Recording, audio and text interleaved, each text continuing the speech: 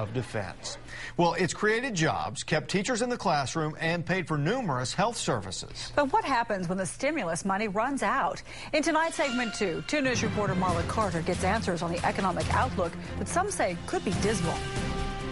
Quarter and quarter and quarter and quarter. It may only be teacher Nathan Greenwood's second year teaching, but his popularity puts him at the top of the class. The other day I was remarking that I can't believe I get paid to do this because I have a lot of fun. In fact, there are waiting lists just to get into some of his classes.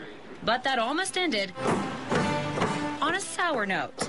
He was on the teacher recall list, but stimulus dollars saved his and 22 other TPS teaching jobs this year. Education is incredibly important, and if we don't fund it, then, our future is being hurt by it. In fact, stimulus money has had a $316 million impact on education programs, services, and research in Oklahoma. And the state treasurer says without that money, things would have been a whole lot worse. We've seen, loss of teachers, uncertainty for future funds and future programs. But that's just the beginning.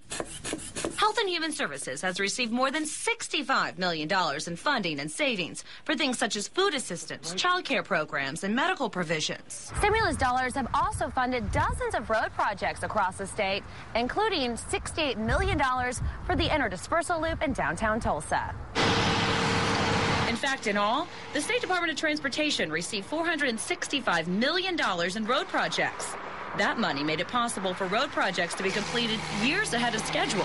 But now the question is, what happens when all that stimulus money is gone? All of a sudden, next fiscal year, the legislature has to replace maybe $500 million of those funds. So that's obviously going to be a big challenge in putting together the next budget, is replacing that money. But State Senator Randy Brogdon says it's going to be a lot worse than that when you add in the depletion of the state's rainy day fund, too. We're $1.2 billion in debt when the new legislature goes back in session in February. They will have to cut at a minimum of $1 billion out of the state budget, because all of this free money from Washington, D.C. has been cut off. But Meacham doesn't see it that way and says without those dollars, our state would have suffered. Plus, he says the economy is improving. We have seen a bottoming of the economy, and we are seeing a little bit of growth.